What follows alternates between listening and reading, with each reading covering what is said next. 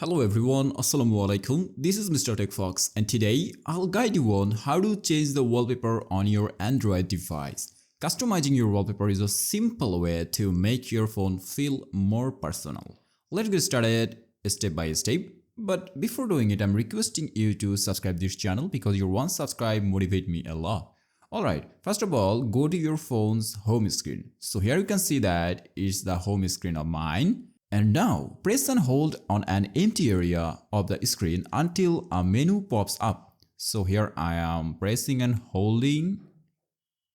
And here you can see that a pop-up has come. Here you will see a few options like wallpapers, icons, widgets, layout, transitions, etc. Now normally tap on wallpapers.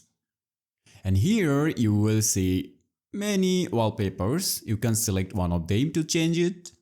So here you will see preloaded wallpapers. They are preloaded.